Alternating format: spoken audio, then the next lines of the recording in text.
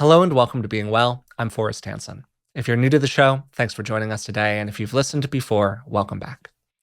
Today, we're talking about one of the most difficult things a person can do, leaving somebody who isn't good for you. Most of us have had at least one relationship, whether it was romantic, a friendship, professional, or even inside of our families, that we knew just wasn't good for us. We might have seen the red flags, even made a plan to step back, but then we kept finding ourselves pulled back in. These kinds of relationships are often incredibly confusing for people. There can be a kind of Jekyll and Hyde quality to them. The other person might seem wonderful one day and cruel the next. They might explain away the worst moments of your relationship so convincingly that you start to doubt your own ability to tell what's actually going on. And even when you know that something's off, the idea of leaving can activate a lot of fear. In this episode, we're going to be talking about why that happens, why smart, capable, kind, thoughtful, psychoeducated people get stuck in these relationships and what you can do about it. This is going to include topics like trauma bonding, common cycles like idealization and devaluation, and traits to look out for, including what are sometimes known as dark triad traits. To help me do that, I'm joined today by clinical psychologist Rick Hanson. So, Dad, how are you doing today? I'm good, and I'm really looking forward to this topic. It's a delicate one, and there's a lot of suffering in it, and even guilt, I guess. We feel bad about leaving them, especially if they're clingy. And Glad that we haven't left them sometimes for people. Yeah, absolutely. No, this one cuts a lot of different ways for sure. So I'm also really looking forward to this one. Before we get into it, I do want to give people a quick reminder about Rick's Foundations of Wellbeing program. It's Rick's flagship year-long online course. In it, you can focus on growing new inner strengths each week for a whole year. It was the inspiration for our book together, Resilient. And if you'd like to learn more, head to rickhanson.com/foundations and use coupon code BeingWell25 to receive a 25% off discount. You can also apply for scholarships there. There are a lot of ways to access the program. It's a really great offering from Rick. So I would love to get into it with you in kind of a different spot than normal. We normally start with like a lot of table setting, as we were even joking about a little bit before we started recording today. But I would like to kind of start almost in the middle of this. Somebody walks into your office, Dad, and they say to you something like, I know that this other person isn't good for me. When I'm away from them, in particular, I know that they're not good for me. I can see that. I can even make a plan for leaving them. But then I kind of start seeing them again and I'm back with them. And it's so hard to actually do that. And they have this explanation for why they did what they did. And I just keep on getting sucked back in. What do you think is going on here? And what would you say to this person? Being real about it, I would feel a lot of heart for them, honestly, from the start, including I was really humbled in my late 20s when I got involved in kind of half a cult, I call it. And it was a group of people that I knew wasn't good in some ways, but I just couldn't leave. And I, as you know, I'm fairly autonomous, determined person. Extremely and I was psychoeducated, obviously, all of that good stuff. And I was caught. A lot of resources. I was caught. Yeah. Highly resourced, determined, privileged in lots of ways. I couldn't get out. Of been in a pretty benign version, but also a version of one of these myself. Yeah. Yeah. So heart humbled. And kind of here's a question. I would ask that person, not necessarily in order, but one question right off the top is, what is the good within you that keeps keeping you entangled in what's bad for you? Like maybe a belief in them or their ability to change for the better, something like that. Empathy. Yeah, I could see that. Yeah, or you just thinking of you as a really honorable person and a dutiful person. It would draw you back in, and large-hearted would draw you back in. So it's actually commitment. Sure. Yeah, taking responsibility. Well, they are what they are, but I'm going to take mega responsibility over here. I'm going to be a learner. I'm going to focus on my side of the street. These are wholesome, virtuous qualities in people, certainly in you. And I think they just suck us back in. Sure. That would be one thing. And I think it's to begin to differentiate, because that's sort of key here. Because when I'm away from the person, I know it's not good for me. But when I'm with them, I'm just really sucked in. We need to increase differentiation in real time, live on the set, on the playing field. And one way into that is to go internal and feel into and appreciate the good things in you that keep pulling you back in. That would be one thing. A second question I'd have would be, okay, what makes it hard to hold on to your truth and to stay in touch with me when you're in the middle of we? And it's normal. It's nothing wrong with you, nothing to be embarrassed about. It's really normal. And what is it? Just facts, right?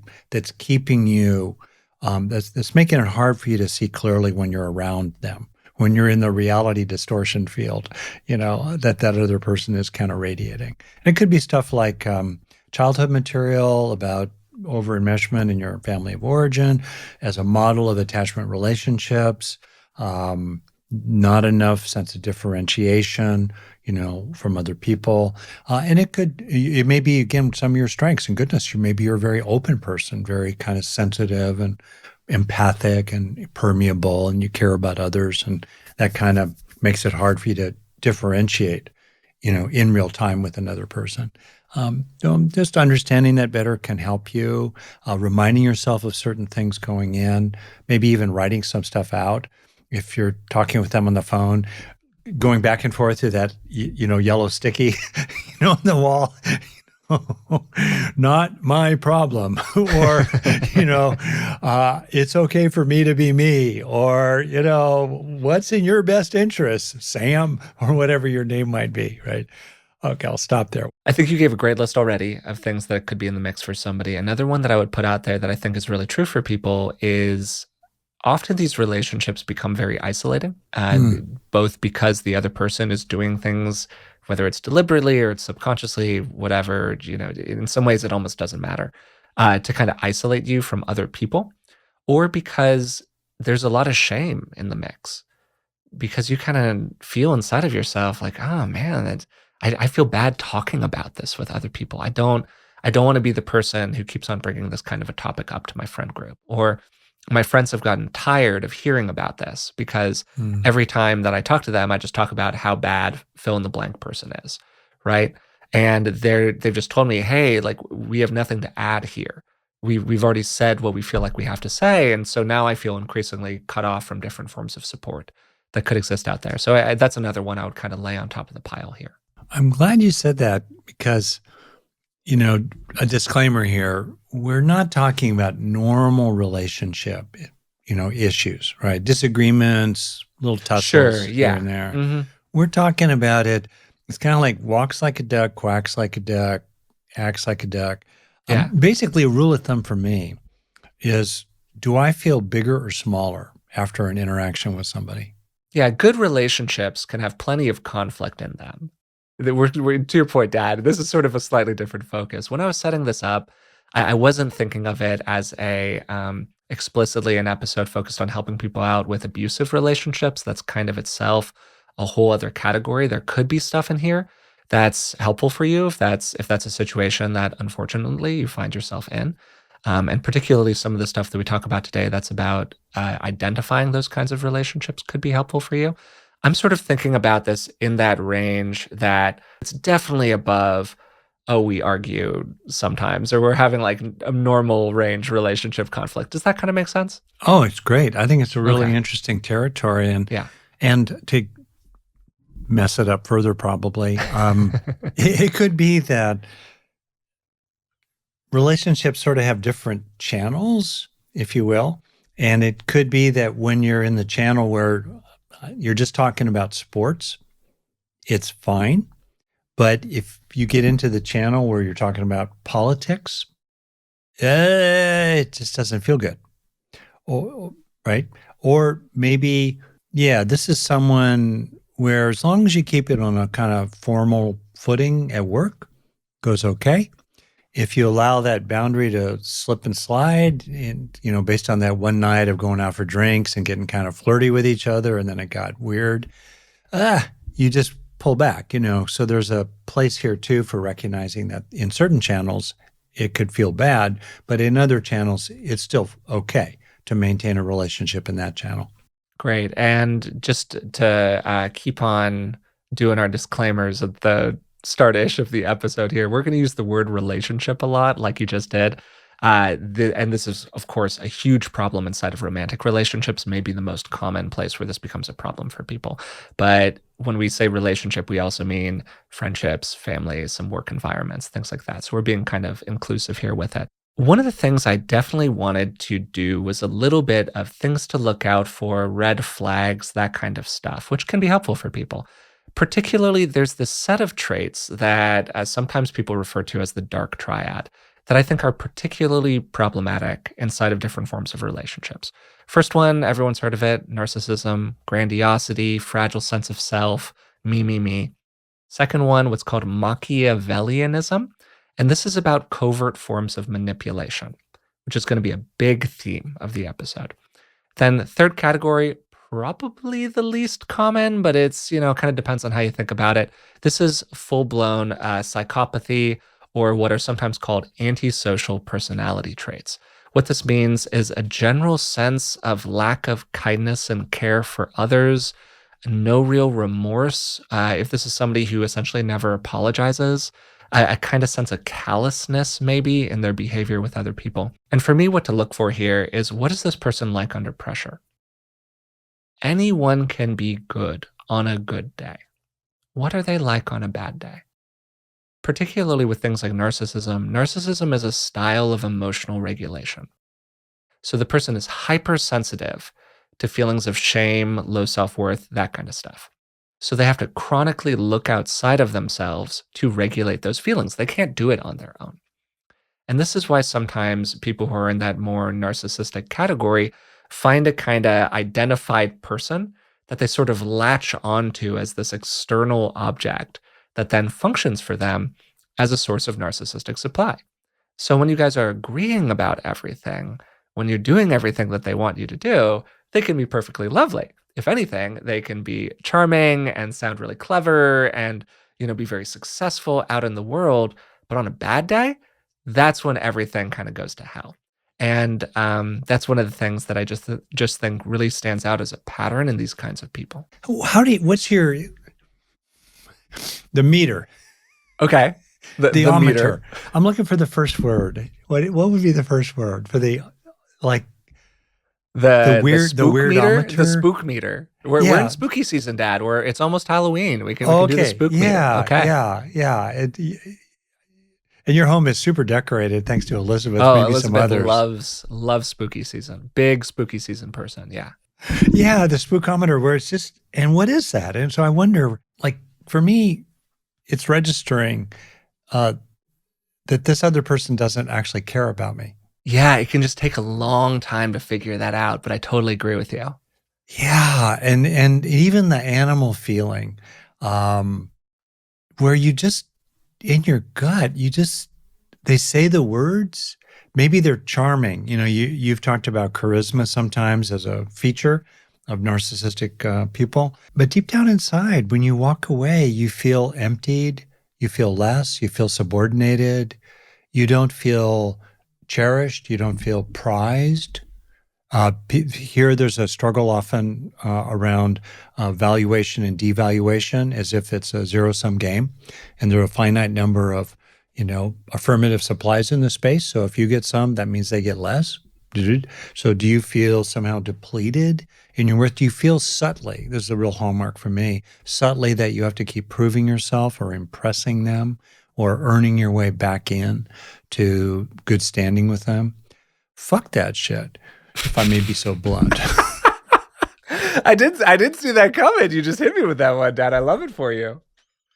Yeah. This is a new look. You're not even wearing the black t-shirt today. This is black t-shirt energy.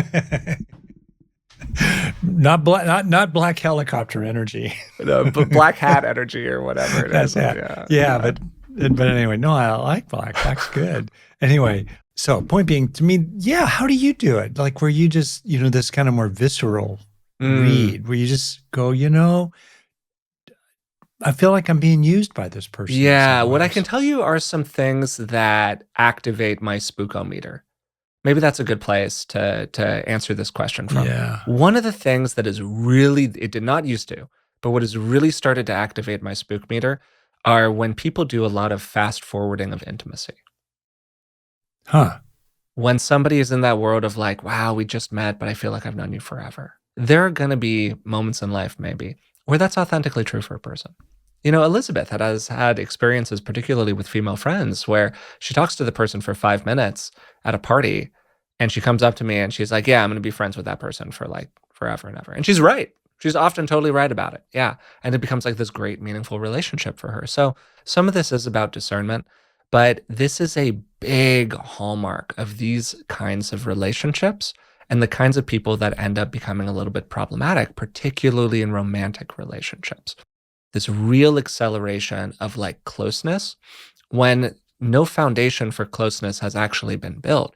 You guys actually barely know each other, but all of a sudden we're in this kind of us against the world mentality. And that's one of the things that can really cut people off from support in the way that I was talking about toward the beginning of the episode.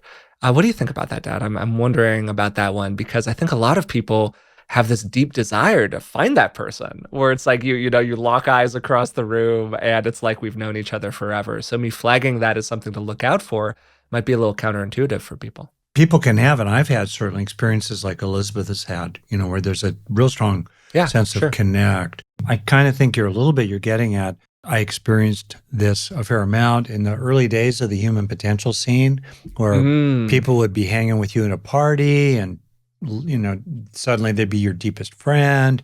And then fairly soon they'd be trying to enroll you in their new workshop program. So yeah, like all of us, you've moved in together after knowing them for 10 days. You don't really know this person, but things have escalated very quickly. And then all of a sudden you're like, wait a second, I actually don't know this person. And then all this weird stuff starts happening. When it feels like, I just loved your definition, I'd never heard it before, of narcissism as a style of emotional regulation. Yeah. And so when you start to realize, oh, I get it, they're using me to regulate their emotions, right? They need to make me impressed with them or kind of secondary to them. They need to make me, feeding their narcissistic hungers. Oh, I'm a means to their end. That's the quality, the sense of seduction. A version of this I would not describe as narcissism. I would think of it more as just wounded bird neediness. Sure, yeah. And I mean this quite compassionately. People get broken wings for external reasons. It's not their fault. And it can just be that one scenario is not that they're narcissistic, it's that they've latched onto you and there's a hole in their bucket and you just don't have the resources to fill them. And at that point, you need to find a way to disentangle yourself in a way that has more continuity for it or more durability, like at a pace you can manage, having lunch with them monthly or weekly or something like that. Anyway, but that's kind of almost a different category I'm just thinking about here. But in either case, they're taking, right? That's kind of it. It feels like there's a lack of reciprocity. Another version of it, I don't know what you've experienced with this, you go out with them and you hang out and you realize when you leave, well, they never asked me a question about myself. It was all them. Totally. And healthy relationships include normal cycles of give and take, in part because give and take implies that there's a relatively flat power relationship. If I can give to you and you can give to me, and I can, not like take from you, but like have an ask that you respond to effectively, and you can do the same for me, then we're relatively even in terms of power. Most of the relationships that we're describing that tend to go really sideways often have a really big power imbalance in them. And it's not always that you're the one who's in the one down position, kind of like you're talking about, Dad. Sometimes you're actually sort of presented as the more functional member of the relationship for whatever reason. And somebody is just like having these kind of chronic asks of you. And that's what makes this relationship unhealthy or one that's really not good for you at this point. But either way, big power imbalance. This is also something that enables a person to cut somebody else off from that kind of external support. And another thing that I mentioned, right? Like if they're in a position to start saying, hey, I really don't like it when you talk to that person. That friend group over there, they say bad things about me. You shouldn't. Why are you friends with them when they say bad things about me? It's one thing if the person's just kind of saying that and they've got no hold on you. It's all you in one ear out the other. It's fine. But if they have the ability to say, hey, if you do that, this is how I'm going to punish you. Yeah. Then all of a sudden we're really in the danger zone here. And that kind of maybe gets to another thing really quickly here, which to me is the number one spook. Pretty much every relationship that is in this category has some version of this, which is these cycles of idealization and devaluation.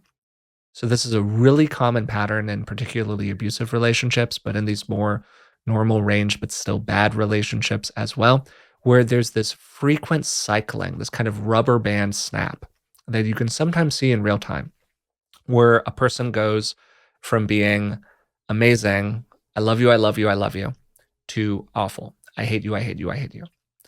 And again, this is one of those things where when they're getting everything they want, they can be in the I love you world. But the moment that that is challenged, we go to I hate you, I hate you. And this then leads to a placation pattern. We try to placate them. We try to keep them happy, right? When they're in a good mood, we're good. So let's just keep them in a good mood, right? Oh, no, we're fine. That sounds nice in theory. In practice, it just never works out that way. Sometimes it's because their asks keep on increasing.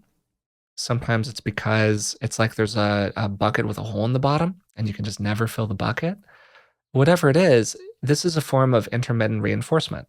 It's you're pulling a slot machine handle and you get a different response every time. Yeah. And we know that this is like one of the most addictive things to our brain. We really struggle with intermittent reinforcement. And so maybe this is another spook meter thing. Maybe the biggest thing to look out for here, do you feel like you're walking on eggshells all the time? Do you feel like you can actually talk about this with them and feel like they're going to respond to you in a way that is like sane and responsive and empathic? You're making me think about variations on this, one being a certain narcissistic framing that they're the superstar and you are permitted to worship at their feet, kind of sort You're of. the Robin to their Batman. Yeah, totally. Yeah. And then as long as you stay in that role, you're permitted to, hang out in their reflected glory or sort of. All right. And when you start stepping out of that role, including by establishing yourself as a differentiated being on, as you put it earlier, horizontal power level, then they fight back. They don't want to, they want to maintain the script. Go the other way, the one where, in a way you're just talking about, where they come in a very idealized way toward you, or idealizing, or it could be a variation of, I'm brilliant and I also recognize your genius, let's say. Okay, that's a clever, tricky one. Yeah. Like, they recognize my genius. They're so impressive. They say I'm like them. Oh, okay, good. And then based on idealizing you, then they communicate essentially, because you're so wonderful, because you really understand, because your genius understands my genius, whatever, I need you. You owe me. Mm-hmm. And then as long as you keep delivering those goods based on that idealization, then they'll keep the music playing. You're right. But if that music stops, right, then you're right, devaluation time. How dare you? How could you? I guess I was so wrong about you. And then you get sucked into trying to prove yourself again. Have you seen ways, I'm just wondering, because you've worked as a couples and family and individual therapist for forever and ever, 40 years or whatever it was. You're kind of largely retired from private practice at this point, but you're still doing a little bit of it. I still have my own neurotic mind that I have to work with. We're all practicing all the time. I've got grist for the mill every day for a full-time therapeutic practice, just dealing with my own mind. Just dealing with my own pathology. I'm my own favorite client or whatever it is. Anyways, my question in this is like, have you seen ways that this pattern tends to like show up practically for people? Somebody's walking into your office, they're talking about this inside of their relationships, or you're seeing a couple do this, where you're starting to get a whiff of this kind of thing. Like, what does it really look like? A really common pattern, and it's gendered in just I'm not saying this is the only way it shows up, and it's partly also true that it's much more often females than males who will seek out a therapist. Very often, it'll be a woman. I'm just thinking of several instances, and she'll, among other things, be describing her relationship, and it starts to raise my hackles on her behalf, my spookometer.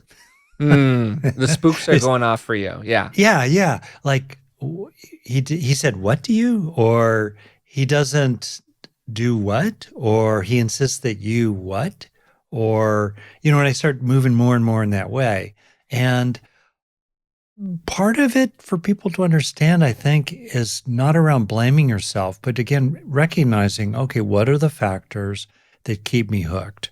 What are the repetition compulsions here from my childhood? Maybe around a way of being helpless and dependent as a mode of relating with other people that kind of make, have enabled this person to sort of move in to certain spaces in which I was more inert or helpless or not as agentic, not as assertive. And he just sort of moved in and took over. And okay, so what is it about that? What keeps this person involved and what drew this person to that kind of a person in the first place? Again, not blaming the victim, out of self-respect and self-understanding. So I see that. I also see certain situations where the other person can be threatening and they get pretty inflammatory. And they're very good at making you feel like it's all your fault and turning it back on you. Maybe they're a little more verbally facile, a little more verbally gifted. Maybe they've had a little more personal growth and therapy under their belt. They've had a meditation retreat.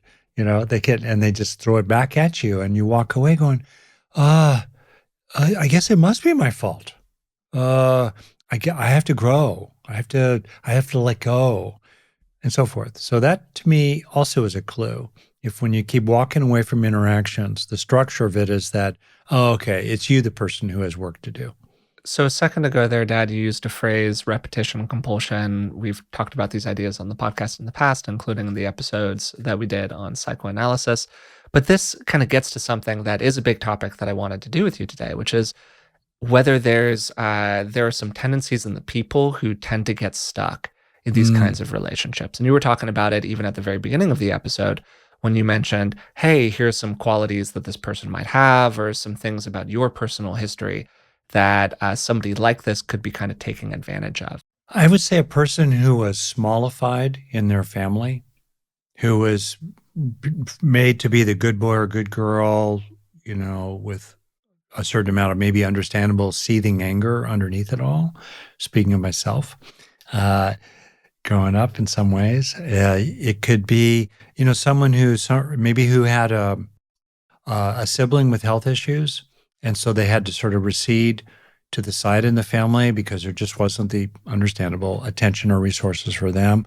So, people who tend to be excessively deferential to authority, deferential to expertise, deferential to people who maybe seem a little more intelligent, that can make people pretty vulnerable. Another version of this is to be around a fair amount of volatility and instability and placating. I think that's a really important one. Normalization of volatility is maybe a way to put it. Like did you come from a system where it was just normal for people to be shouting at each other a lot? Or for there to be these kinds of blowups, or for emotional instability to be just a big part of the mix? Because then you see it in your relationships and you go like, oh yeah, okay, this is what people do. And it's like, well, yeah, a lot of people do that, but that doesn't mean it's good for you. That's right. And to see the role of a person in your family system, maybe who was the appeaser. Sure, even if both of them are shouting at each other a bit. Okay, yeah, but who's totally. the one who usually makes the first moves, to apologize or ask for forgiveness? Or maybe it was like that and you just hated it. So you'll just do anything in your current relationship to not have that happen. Yeah. And it just really triggers you around your past. You hate it. So you move into that placating, appeasing, freezing kind of way of being. think that's a great list. Really, really good summary. A couple of episodes, maybe, or it's related topics that we've done that could be helpful about this. I think a lot of self-abandonment stuff comes in here. Are Right. you fundamentally allied with yourself? And I mean, kind of like capital S self, like your big sense of who you are? Or do you feel like you're in a relationship where it's all about the self that's over there? And you kind of like you were saying earlier, Dad, you're kind of this like plug-in unit that's sort of attached to them, that's a battery, like kind of powering their light bulb. Some people, that's a role that they want to be in life. They want to be the kind of support system person. That can be great. But man, if you get bigger and stronger and more successful, how do they react? Do they like it when you get bigger and stronger and more successful? Are they cheerleading you getting bigger and stronger and more successful? Or are they freaking out? And again, I think that's another one of those things to just really be paying attention to here. Maybe really quickly, two other sort of red flags that I want to just toss into the mix. First, really bad responses to disagreement or being challenged, particularly explosive anger on the one hand, or withdrawal, silent treatment. I'm going to just cut you off on the Ice other Age. hand. Yeah, yeah, totally. You're just iced out. So either side of the spectrum in a kind of intense way, keep an eye on it. Supernova or Ice Age. Yeah, Deep yeah, freeze. that's not a good sign. A second one that I would love to talk with you about a little bit because this is such a hard one to talk about. The fuzz. These people hate clarity. We're constantly talking about, well, what I meant by what I said was this, and what did you really mean by that? And what was our agreement? And a lot of fighting over semantics, a lot of like, wait, what really happened there? This is, again, a little difficult to talk about because a normal amount of that can be really healthy inside of a relationship. You want to figure out what the other person's thinking and feeling and how they interpreted the situation and what did they mean by that actually. Like these can be useful questions to ask. But man, if you are spending a lot of time debating exactly what happened and they're spending a lot of time telling you why the bad thing they did is actually not a bad thing and in fact is kind of an example of how you're doing something wrong. If they're doing a lot of, oh no, what I really meant was over and over and over again, that's just a pattern to really pay attention to. And particularly that feeling of like you're wandering through a fog. Like the Yeah. fuzz is everywhere. It's all around you. Nothing's really ever totally clear. What was our agreement about that thing? This is a big spookometer for me. It's become kind of a running joke inside of my friend group actually at this point that I talk about the fuzz a lot. Like that's a fuzzy person is something that I'll say. There's just a lot of fuzz around that person over there. And it's this kind of lack of clarity where it's just really tough to pin somebody down about like, what do they care about? What are their values here? What are our agreements? And they're just kind of fuzzy about it. First, I was fuzzy about what I meant by fuzz. fuzzy. It's a fuzzy word, yeah. And totally. now I get it. I think Okay. it's really great. And underneath it all, it has to do with what the intent is. And I think you can feel it when someone has a sincere interest in understanding what bothered you about a particular word you used. Sure. Yeah. Okay. And they really want to understand, and they're kind of sorting it out. They're because they just don't get it and they want to get it. Okay. You can feel that. On the other hand, yeah, if I'm just thinking about the fuzz. Not the police, but anyway. I know, I'm immediately going there. I know. Hot fuzz, the whole thing. Yeah, totally. Yeah. At the end of the day, and in the beginning of the and middle of the day too, what we each as humans want and want from each other is usually really quite simple. It's very specific. It's direct. It's heartfelt. It gets to us. We want to feel that we're with someone who wishes us well. We want to feel understood. We want to feel that the other people are reliable, that what they say they will do, they will actually do. Pretty basic stuff. Sounds like a great list to me. I'm a big fan so far. Okay. Yeah. I'm sure there are more. There are more. Yeah, a lot on the list, but those are good entries, totally. Yeah. And I think about thought balloons people have as they cross each other, in their life or with each other. Do you like me? Do you love me? Can I count on you? Will you hurt me? The answers to these questions are they're like a weighty stone. They're solid, they're real, they're palpable. They're not that hard.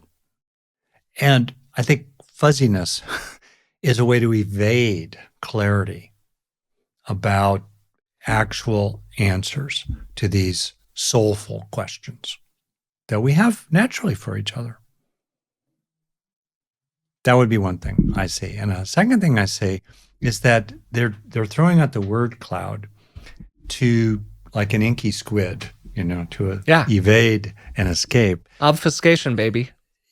And to escape, allowing you to communicate a clear request. What cuts through a lot of the fuzz is their story about the past. That's the fuzz. Okay? Bottom line, what's your request of them from now on? To me, that's a very useful way. I find myself with people who are doing fuzz on me, and I listen for a little bit. I zero in on what my actual best interests are here for the future, and then put it out as a clean request. And then you see what they do with that one. And if that freaks somebody out, essentially, if they are totally non-responsive to that, if they are not interested in clarifying what the agreements are, if they're like, why do you need to have that? Like, oh, I don't know, you're putting a lot of pressure on me. There's some amount of that. Again, this is why this is hard to talk about. There's some amount of that that's understandable or reasonable or whatever, but that has an expiration date in an adult relationship, and like a serious adult relationship with other serious adults, right? Like that's stuff that 13-year-olds do with each other. And while my favorite recent unifying theory of the world is everyone is 13, if you've been spending some time on Twitter, it's an absolutely hilarious thing. Please look up why is everyone 13? Or I think it's 13, it might have been 12, but I think it was 13. Anyways, we don't want to be 13 with each other in our adult relationships, right? We want to act like adults. And guess what? Adults make agreements, and then they keep them most of the time. And if they don't, you're kind of in trouble. You made me think about how much we don't like being pinned down. Yeah. And yet, I get that. Like nobody wants to be the butterfly in the examination thing. Yeah, totally. Right. And still, fundamentally, it's not safe to be with people who are unwilling to be pinned down. Yeah, who are totally unpinnable. If they're just like a gassy form, whatever, kind of gaseous, whatever, cloud-like substance, then that's probably not a great candidate for like a deep, meaningful relationship. It could be a good candidate for whatever, for like a peripheral friendship, for somebody to say hi to in the office. Okay, sure. But safety issues come up a lot of the time with these people. And so you do not want to be spending excess time with them by and large.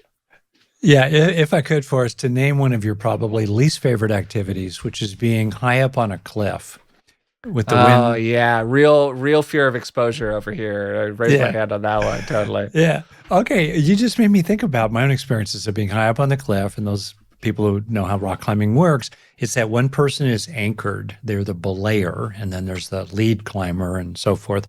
If the lead climber falls, the ultimate point of catching is the belayer's anchors. So common practice is 3 independent sources of protection. So if 2 fail, you still have a third. Okay.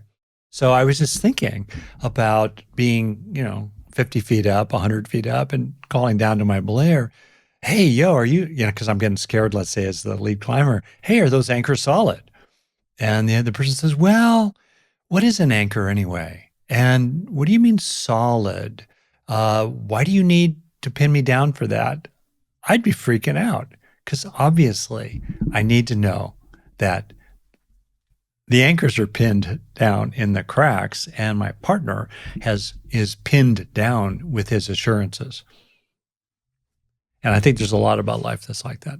So I think we've done a great job Did you of. swerve away from that metaphor, Forrest? Did I like traumatize you from the setup? Oh, It from the was exposure too issue? much. No, no, no. Yeah, It you was kind of totally went great. away there. No, I just went away for a moment because I was like, oh, I got to transition into another part of the podcast episode. So that was, it was not because you had given me like flashbacks suddenly to I felt dramatic so moments in wounded. Yosemite or This whatever it this was. podcast is all about you. I'm sharing a meaningful story here. Oh God.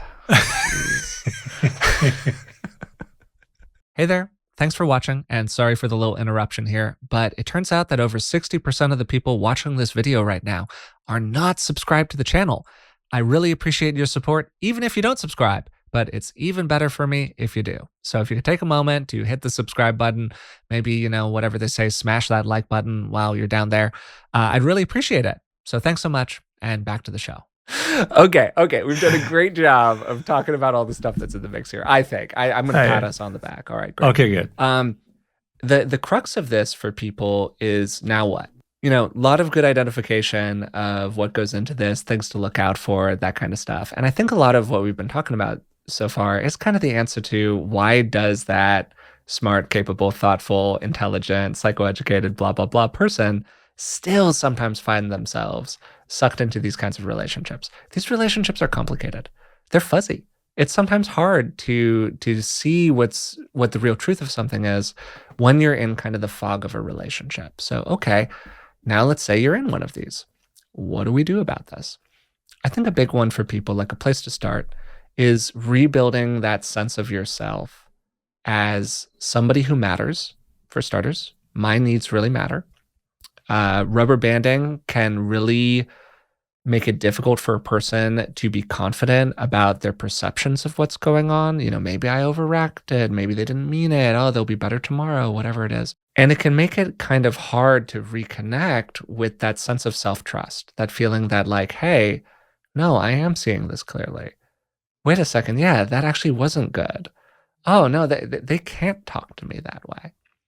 So there's some questions that maybe you could ask to start seeing this inside of your relationships a little bit. Do you share stories about this situation and your friends, people who really care about you, just raise their eyebrows a lot? Whoa, really? Like you said, they said what? Huh? You gave them another chance? Yeah, wow. Well, we're doing this again? Really? Yeah. Okay. Yeah. Or do you feel like you're walking on eggshells all the time? Like I said earlier. Yeah. Do they feel kind of receptive to those requests that you make, including requests that involve kind of an agreement, a clear agreement, pinning them down a little bit? Yeah. Can you define boundaries inside of the relationship? Are there boundaries inside of the relationship? Do we agree on what a boundary is or what a boundary means? All of that kind of stuff. What do you mean? Yeah, what do you exactly, right? We're doing the whole thing. Another big one, are my relationships kind of shrinking? Or are they getting smaller and smaller? And these are all things that can make it actually, in a weird way, harder and harder to trust yourself because they're kind of attacks on your own sense of self-worth. Wow, I'm in this relationship that my other friends don't like, and I feel like I can't really trust them, and I do feel like I'm just kind of getting smaller and smaller. There's this funny sort of reinforcing quality to it that includes a lot of shame. And I think that shame experience is kind of the elephant in the room with a lot of these relationships. I'm wondering, Dad, if as I'm just kind of talking about this, if stuff's coming to mind for you, like things a person could do to reinforce that sense of self-trust, to feel a little bigger, a little clearer about what's going on. Well, I'm pausing because I'm putting myself into the world of real people and real relationships. Yeah, because some of this is kind of like easy to say from a 10,000-foot view. Yeah. But when you're in it, it gets a lot harder. Totally. Yeah. Here you are, you're middle age, maybe you're 10 years in to a relationship. Sure. And maybe you've got kids together. Maybe you are tangled up in some working relationship with them. They're an important colleague. Maybe they're even further up the ladder than you are in the company somewhere. And it gets complicated. And, it can be hard to realize and to pay a price. On any given day, it's not worth it to change the overall structure. On any given day, it seems to make sense to keep the peace.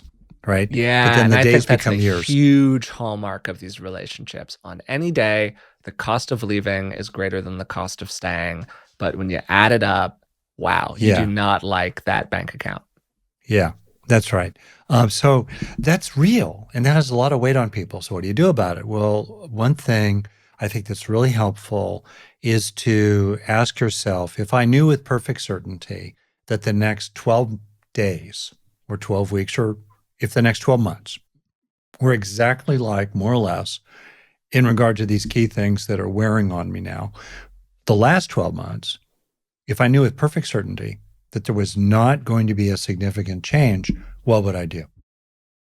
And often the answer is, I'd be out of here.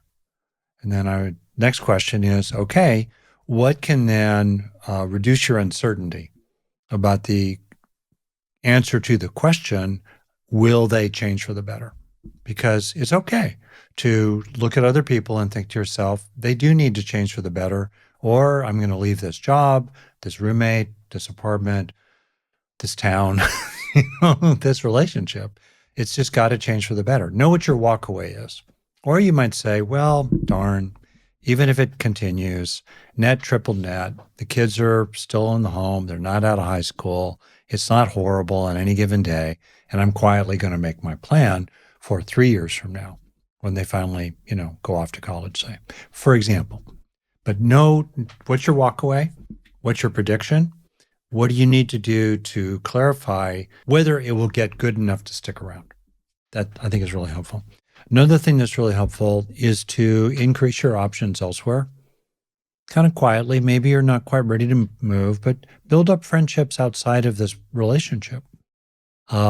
Inform yourself about things. Increase your qualifications in the job market if that's kind of in the back of your mind. Make a plan for yourself that kind of quietly is building up your reserves. I've known people do this when they're wondering about whether, this marriage, let's say, will work, to kind of quietly, clarify some things, straighten out your finances, get your own credit cards, stuff like that. So I think those would be two things I would think about in the real world that could be really helpful for people. Yeah, I think those are really practical. To me, I guess I think about it in terms of different levels, maybe as a way to sort of think about it, where it depends a lot on the relationship. Like the stuff that we're talking about now, which is a little bit more practical, is going to be really situational. So take it with a grain of salt. We're just throwing ideas out there, and hopefully there's something in here that you find helpful. There are some relationships that are like this where you really can get some distance from them pretty quickly. You're not Hmm. that enmeshed. It's not like a deep romantic relationship, like you were saying, Dad, that's been going for 10 years. You're 3 months in. Um, or it's like a work relationship that's starting to sprawl a little bit, get a little fuzzy. You're like, I don't know about this. Okay. So this is at the kind of mild level. We can be in the world of having strong boundaries that are actually enforceable. This could mean clarifying your expectations, communicating that we're in the land of something's got to change. Um, in work environments, this could mean doing a lot of writing things down, keeping a detailed paper trail. What are agreements about this project? Whatever it is. Okay. And this is mostly for situations that, for starters, non abusive.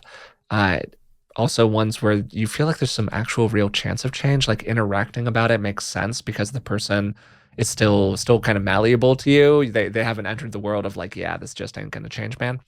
Or more family environments where you want to stay in contact with them, but you want to kind of X some stuff out of the picture. And that's also maybe more the medium category of this. That's resizing the relationship. You talk about this a lot. Yeah. Friendships that have outlived their natural lifespan can fall into this category. You've just kind of started to drift away. They really want to kind of keep on sucking you back in. All right, do we get into the world of we're going to carve out, like you said, the politics, Dad? But I'm comfortable talking with this friend from high school about sports or whatever. Yeah. Then strong, the top level, a lot of what we're going to be talking about, getting out of there, creating a plan, you're resourcing yourself, and you're bailing. And that's the word of like how to exit, right? Big point here. You don't owe them anything. You don't owe them. Leaving is a big deal. Leaving is really hard. You've already given your pound of flesh. You've already given your pound of flesh. You've done it. You put the work in, you put the time in, you had the aspiration for them as a person. You wished the best for them. You did it. You did your effort. And now we're in the world of I got to look out for me. And inside of relationships like this, these people will do everything they can to move you away from thinking that way. They will try to move you into the world of, you do owe me. You should feel bad for me. You are the bad person here, okay? Sometimes you can be in the place where it makes sense to have like a real focused breakup conversation with them, right? But in the relationships that we've been talking about, sometimes the move is you get out of there and then you talk about it with them. Like, you do not give them a heads up that this thing is going to happen, because every time you do, things go sideways or they freak out and it becomes unsafe for you, particularly in situations where there are like physical safety risks here. Operating from that stance of, hey, I don't owe them, can be completely transformative for people. I don't know. What do you think about this, Dad? There's a category of relationships that I wonder what you think about, where it's kind of messy in that they're both exploitive and you feel, well, you do want to step back from them. It's not that they're narcissistically consuming you. Sure. Yeah. It's just for whatever reason. Totally. No, I get it. It's, but you feel some duty toward them. Sure. I've known people who felt a lot of duty to their ex-husband's uncle, for example, something like that. Who's an older person, needs a lot of support. Yeah, absolutely, totally. They're lonely. They want you to come over every week. Here's the question I would have for you, Dad. Is the ex-husband's uncle verbally abusive? Right, exactly. Right. This is a category question. This is like a severity, intensity, all of that question. For me, the kind of you don't owe them world is more toward the higher side of the spectrum in terms of the behavior that's happening and the problems associated with it. Right? No, you're totally right about duty to self, duty to other. And I find people, arguably, especially females, in terms of gender socialization, do generalize, tend to load duty to others ahead of duty to self. And what I'm just sort of flagging in saying that and being kind of provocative with the intensity that I'm saying it, is that I think that this is one of the things that keeps people stuck in these sorts of relationships. That feeling of like, oh, well, I still, or oh, they've done this or that for me. And it just stands out to me over and over again. It's great. As a quality of him. And look, sometimes, we do owe people things and we should be conscious of that and thoughtful about it. And it's going to be up to you to make that determination. Yeah, that's exactly right. And I think there's a place where people do something. There's the old line, if it happens once, shame on you. If it happens twice, shame on me. In other words, and again, not blaming the victim, but if you see that other for who they are, recognize it the first time, I think is to paraphrase Maya Angelou, I think. Yeah, I think sometimes people, they do stuff and you just blink and you realize, wow, if you thought you could do that once, you're going to think you can do it again. And I'm just unilaterally going to take a big step back. And I probably won't even tell you I am, but I'm telling you, you just canceled your vote with me right there. So I'm thinking about that. And I'm also thinking about I'm thinking that we're including here complicated pre-divorce scenarios. Sure. Yeah. Some of this could be in the mix. Divorce for many people will be the single largest financial transaction of their life, as well as hugely consequential if they're children, or any kind of, mutually embedded relationships, like you're both really involved with the same church, something. And it's a big deal. So if it's going to be a big deal, any big deal, get good at it. Damn. Get good at separating. Get good at what a trial separation is like. Get good at the legal process of divorcing. Get good at the financial aspects. Bummer. Get good at how to talk with the kids about it aspects. Get good at understanding the way the legal system is structured, the way that it's tilted against men sometimes in some ways, actually, in family court, and other times tilted against women in some ways in family court. Read the room. So, that's kind of general. Maybe we can talk more. I speak from some experience. I'm not an attorney. I'm not giving legal Sure, advice. but And you do a I've lot been of down couples this road counseling. many Yeah, times with totally. people. Yeah. One quick request here, Dad. Could you, I think your mic is bumping the table semi-regularly when you rattle the table, or something's bumping something. No, it's my percussive elbows. Oh, okay.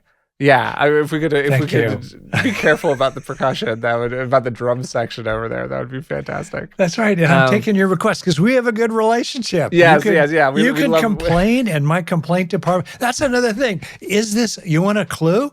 The other person never has an open complaint department. They're always gone for lunch, right? No, it's important to be receptive to the complaints of others, including the drum section going on in the background there. Thank you for taking my production note, Dad, and turning it to a useful, productive part of the episode. Wow, how great. So a couple different ways for people to approach exits of different kinds. Again, it's all situational. Be smart, be thoughtful, use your own, understanding of the situation. You're going to know a lot better than we will. A couple of very common exit strategies. The first, what I will call the kind of no drama communication here. You're keeping it clean. You're being very clear. You're being very calm. You say some version of, hey, this isn't working for me. I'm going to need to kind of change this relationship a little bit. There is a communication involved. You do say that to the other person. It is not a debate. It is not I'm thinking about doing this thing.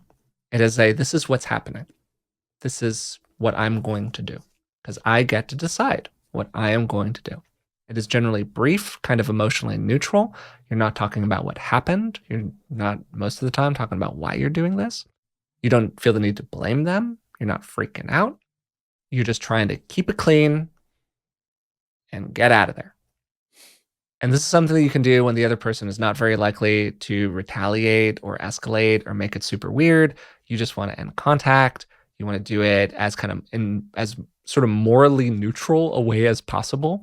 And you're not getting sucked into a big argument about it, if at all possible. What do you do if they beg, plead, blame, retaliate? Love it. I've had this happen. I've had people come home. They broke up with somebody who still had a key to their apartment, came in and, took a big scissors to many of their clothes. Well, I think it can get weird. Doing your due diligence ahead of time can be smart. Like change the locks. I also think that, it's a little tough to do this style of move in a more entrenched relationship, in a world where they got a key to the house. You probably have more of a conversation. There's going to be more of a complicated exit. If you have something at their apartment that you really care about, maybe acquire it before you communicate this to the other person. Like, do your work here. Don't be a dummy, I guess would be my answer to a lot of situations like that. If they still, key your car, smash your window, fill in the blank, it's kind of up to you at that point. Where do you want to take it? Do you want to pursue legal action? Do you want this to just be like, all right, man, sure, okay. Like, how do you want to treat it? I guess my answer to that is a lot of like, lay the foundation, do the groundwork. Second thing that I would say is that boundaries are always about the combination of empathy and clarity. This is what's happening. Wow, yeah, I get that makes you feel bad. Wow, oh yeah, this wasn't intended to make you feel bad. This is something I'm doing for me. I understand if it's disappointing. Really sorry to hear that. But this is what I've decided to do. Yeah. This is kind of a version of the second one that I'll mention here, which is called Gray Rock sometimes, which I love this name. It's an incredibly great name for a kind of exit strategy. You become boring and uninteresting. You're not escalating. You're putting the lid on top of the fire and you're starving it of oxygen. A lot of the time, people who are this way that we've been talking about throughout the episode are really interested in the emotional payoff from these kinds of relationships. Whether it's narcissistic supplies or it's just kind of feeding on your reactions, whatever it is, they like the intensity. They kind of like the chaos of it, right? And the goal is kind of to make them find some other shiny object out there. So you become very boring, right? This is typically not for active romantic relationships, although there could be a version of this that could work. This is much better with sort of problematic friends or, your ex or family members who are just like fishing for a reaction constantly. You can be in the world of like, wow, yeah, so sorry to hear that. It's really okay to not respond to the bait. I feel bad because they said thing does not mean that I must say thing to them now. And I think that's also kind of a version of what you're describing here, Dad. Oh, that's great. And you make me think about third-party situations where they want to talk with you about a third person that you both know, probably, or not always, but they're just complaining and they want to get you to be revved up about it. Yeah. And to me, I like this gray rock thing where you're not hanging up on them, but you're just not feeding it any juice. You're boring. You're not asking any questions. You're not particularly disagreeing. You're just staying out of the tangle. Yeah, and sometimes that'll make them fish for a reaction by poking the gray rock. Yep. Wow, you're being a real gray rock over there. Wow, you're being. Why aren't you listening to me? I feel like you're not listening to me. This is interested. What's sometimes called an extinction burst. The classic example of this is you do an experiment that includes like a smart dog, something like that, and every time the dog pushes a button, they get like a big steak, right? And then you change the buttons, so every time the dog pushes the button, they get like a dry chicken carcass. They're not happy. They want the big steak. For the vegetarians among us, but keep going. Well, it's a dog. All right, I don't know. I know. How many rutabagas dogs are consuming. Maybe they are. Who's to say? A vegan dog mix that's healthy for them, whatever it is. The point is that when they start getting the chicken carcass, they freak out. They get pissed. They start slamming the button, going, "Give me my steak," okay? Yeah, right on. We do that too. People do that too. So when you change a paradigm with somebody else... Are you saying I'm like a chicken carcass when I go inert around someone? Yes, you're trying to become the chicken carcass. You do not want to... Yeah, you don't want to reward the person for clicking the button. You want to make that button very unrewarding for them. But in the short term, it's going to freak them out. It's totally going to freak them out. They're going to get more intense. They're going to get more weird. A little bit of a subtext here is that it's actually really true that people can get stalked in very creepy ways, even potentially violently. So I hate to say it, but we want to include that as something to really think about. Oh, for sure. Yeah. And to stay protect safe yourself and be thoughtful. Yeah, protect yourself. Totally. Yeah. Totally. And to take your safety really seriously. That's right. When you get freaked out, and look, I want to be clear, law enforcement, far from perfect. There are a million stories of people calling the police every day about this spooky situation and not enough being done to circumvent a bad thing happening. Right. And then a bad thing ends up happening. It happens all the time. Still, do what you can. Use the resources that exist. Talk to the people. Stay with a friend. This is part of why that cutting people off from resources is such a big control strategy and is such a big part of the problem. Like, see if you can build a network. If you are in one of those spooky situations, see if you can build a little bit of a network before you extract yourself, right? So you've got resources, people, situations, things you can lean on. So what's coming to mind for me now, Dad, is like, okay, let's say somebody's kind of done this. They've left the relationship with this kind of person. I'm painting a picture. Their 18-month relationship with somebody who kind of got sketchier and sketchier and spookier and spookier. They've broken up. It's very common for people to get sucked back in. It's very common for people to return to that ex or whatever the situation is. What do you think helps people stay extracted? The attraction of everything other than the problematic relationship. Yeah. Just drawing them in. New friends, new time, new activities, good friends, good activities, good rhythms in your day. Getting back into exercise, walking in the park, sitting on the bench and meditating, whatever. I think that's a real key. For a lot of people, the problem you left really diminishes in the rearview mirror as you step increasingly into the good life you now have. That's not to be underestimated. That's a really big thing. That would be one. Second, write a letter to yourself or a note or two to yourself when you start thinking about calling that other person or communicating with them or starting the process that will, kind of culminate in you getting sucked back in. Write a letter when you're in your right mind to read when you're in your wrong mind and about to pick up the phone. Like that's literally a technique. Yeah, and it's not a bad one. Yeah. It works for sobriety as well. When you want to, take a drink or do a line, read that letter you wrote to yourself. Another is to have a trusty friend who's a confidant. Often people do have a confidant I had a really important mentor who enabled me to walk away from my cult.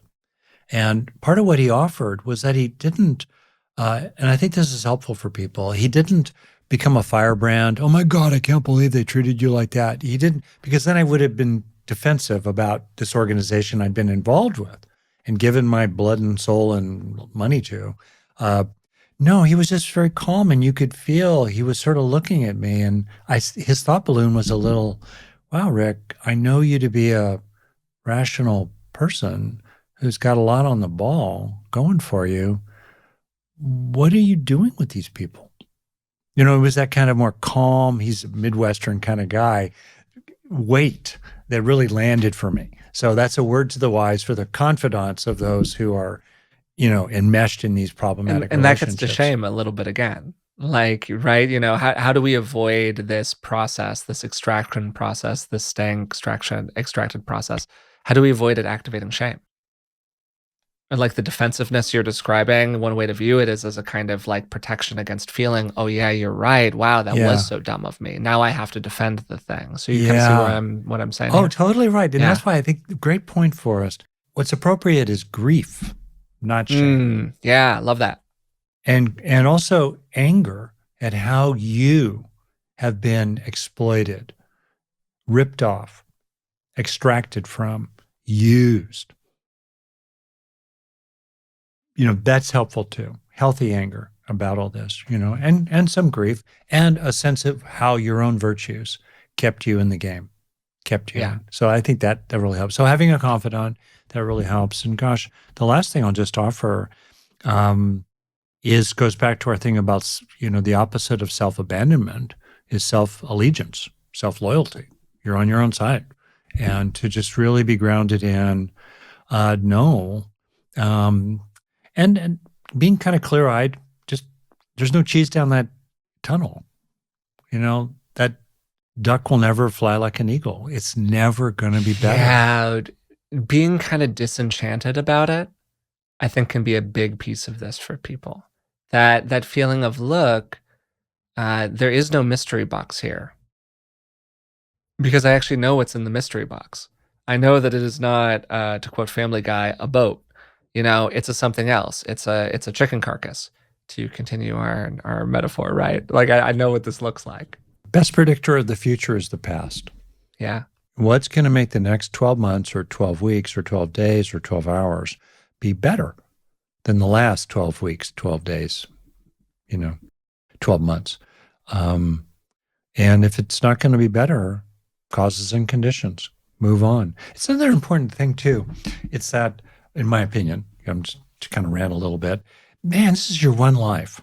It's your one life. This is your one day. Sorry, can you get yesterday back? No. And not to freak out, but it literally is your life. It's that this grain of sand is falling through the hourglass today, right? So if you're in a mediocre relationship or a relationship that's aces and spaces, it's got some good qualities, but wow, there's some costs in it. There's some liabilities in it. Guess what? It's crowding out what could be better. And the clock is ticking on what could be better. That's being crowded out by, the situation you're currently in. It's been great talking with you about this today, Dad. Is there anything else that you want to say at the very end here? I thought that was a fantastic kind of like fade out into the distance at the end of this episode, but I want to give you an opportunity if there's anything else that's just been like kind of like tickling the back of your brain. Well, I find myself wondering about you, and I'm going to be, forgive me, I'm a little, because I've known you. No, you don't say. You're such a sweet person. And I just wonder if there have been ways in which your own kind of sweetness has Yeah. kept you in certain situations past their sell-by date. Yeah, as I alluded to at the beginning of the episode, I definitely had one version of one of these that kind of showed up for me once upon a time. This was a decade ago or something like that. I was a very different person. Um, but essentially it was a situation where it was somebody who was pretty emotionally volatile and also did a lot of that fast forwarding of intimacy. Mm. And all of a sudden you're having these like long 2 hour long conversations while you're driving in the car from point A to point B, and and it feels so connected. And then the other side of that is the emotional volatility and instability. That's really what I got a lot of. And not even necessarily somebody who I would refer to, kind of to your point throughout this episode, Dad. I wouldn't say this person was like a bad person. They were not a narcissist. They were not, Machiavellian in the sense of that Yeah. term that we used it today. They were just somebody who was not well grounded. They were not well moored. And it was putting me increasingly in weird situations, like weird social situations. They were not reliable. They were not trustworthy. And to your point, I think that I felt a real sense, and it's part of maybe this informs how people think about what I said throughout this episode. Um, I had a real feeling of kind of like, oh, but they're not a bad person, and oh, but I am kind of helping them in these ways, and oh, but I want things to go well for them, and then there was sort of a breaking point where just like there were various untrustworthy behaviors happening that then were just like deal breakers, just bottom Yeah. line, clear as day deal breakers. And Yeah. that's what ended up kind of getting me out of it, is that you just have a moment where you go like, whoa, I do not want to be standing off to the side in this room while these two people are like screaming at each other or whatever. And it was just like very revealing, in part because hello, I had healthy relationships modeled to me growing up. I knew that people are not really supposed to be screaming at each other in a hallway or whatever it was. Yeah. And so I could compare that experience to something else and go, wow, this is not the way I want my life to look. And a lot of people do not have, very unfortunately, sadly, they do not have that healthy model. And so they just start excusing behavior and excusing and excusing and excusing. And to your point, Dad, they wake up and it's 8 years later. And it's like, wow, what happened? You know? But that's life.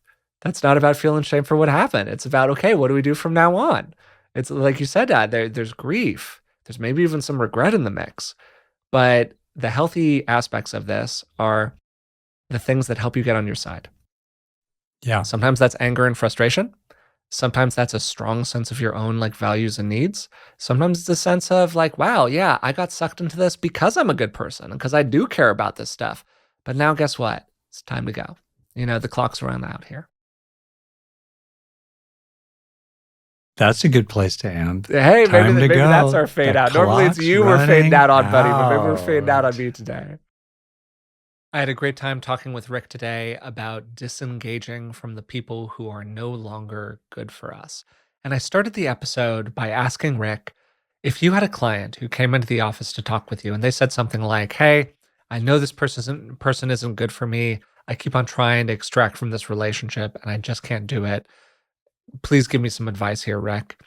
He led by saying to pay attention to the ways in which your good nature, the good aspects of who you are keeping you stuck. And I thought that was just such an interesting thing to lead with. The idea that your empathy could be keeping you trapped. Your sense of care and concern, sense of duty to this other person could be keeping you trapped. Your belief in them and their ability to change for the better in the future. That is a huge one for people. That's probably number one. The belief that somewhere down the line, they will finally change and your belief in them will finally be paid off. But the sand flows through the hourglass, time rolls ever on, and the best predictor of the future is the past. So then at the very end of the conversation, Rick closed with the idea of going, hey, if I knew that the next year we're going to be like the last year with this person, whatever your relationship is with them, if they're a romantic partner, a friend, family member, your job, whatever it is, if the next year we're going to be the same as the last year, what would I do? And approaching things from that mindset can be really clarifying because this is a set of circumstances where, as we talked about a little bit later in the episode, there's often a lot of fuzz. There's a lot of vagueness and what did they mean? And they say that they meant this, but I felt that. And they keep on trying to convince me that all of these things that I don't like are actually kind of good for me or actually them looking out for me. And they're very controlling. But then they just tell me it's because that they love me so much. What do I do? And that's why we got into some of the key traits that can be big red flags here. First, various forms of grandiosity or even narcissism. And I'm not necessarily talking here about diagnosable narcissistic personality disorder. People with NPD are actually quite uncommon. I got into a big fight in the YouTube comments the last time that I said that, but hey, it's true. The research that we have consistently suggests that it's like 1% of the population with NPD, but narcissistic traits can be much more common. And you don't need to be a full blown narcissist to be a problematic person to be in a relationship with. Then what's called Machiavellianism, and this is covert forms of manipulation. Any kind of manipulative behavior or gaslighting would fall into here. And then third, various forms of antisocial personality traits. This is somebody who just kind of doesn't care about other people very much. And the big question here is not what are they like at their best, it's what are they like on a bad day? Not their worst day, just a normal bad day. Anybody can look good under ideal conditions, and problematic people land in relationships, and land in relationships even with smart, thoughtful, educated, psychoeducated, caring, concerned people. In part because they have other traits that, hello, suck people in, right? They're charismatic, they've got some sex appeal, there's a fun factor. Maybe they really know how to make you laugh. Maybe they came up to you at some kind of a social thing and just really quickly it felt like, wow, I've known this person forever. And oh, they just like look into my eyes and I get lost in it, whatever it is for you. And this is why that fast forwarding of intimacy can be a big problem. Yes, sometimes in life there are, star-crossed lovers. Yes, sometimes you meet somebody and you're just like, oh yeah, this person gets it. And that can be really real. I've had friendships like that. Elizabeth has had friendships like that. But man, there are a million examples out there of that going real sideways for people. One of the reasons for this is that it can quickly create this kind of us against the world feeling, which then isolates the victim from their support networks. And this can be paired with a kind of cutting off from other forms of support. Why are you always friends with people who don't like me? Over time, what can happen is that a person's life just gets smaller and smaller and smaller.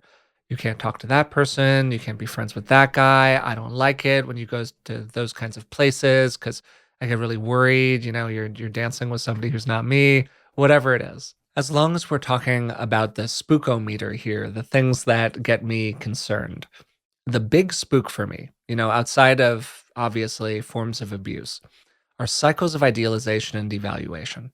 So this is when somebody really builds you up some of the time and really tears you down some of the time. When the person is getting everything that they want, they can be great. Of course they're great. They're getting everything that they want. Everyone can be great when they're getting everything that they want. What happens when they have to compromise? What happens when you make an ask?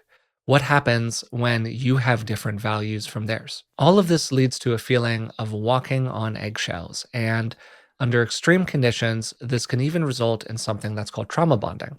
We didn't talk about trauma bonding very much during the conversation. It was kind of implicit in some of what we talked about.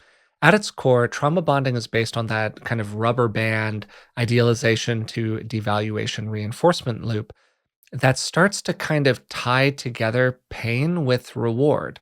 Well, I felt pain today, so that probably means that I'll kind of get a reward tomorrow. It also normally includes a big power imbalance. I talked about that a bit during the episode between the victim and the abuser, and also some degree of isolation from healthier attachment figures. Part of the theory behind trauma bonding is that we are so desperate to find somebody, anybody to attach to that we'll take what we can get, even if that figure is an abuser. So to quickly recap here, some of the red flags I've named so far are accelerated intimacy, which is also called love bombing, rubber banding from good to bad, and then various control strategies that are disguised as really caring for you. A few other things that I would add to that list. First, intense anger or withdrawal when they're challenged. Then chronic fuzz. We talked about this a good bit during the conversation. These people hate clarity.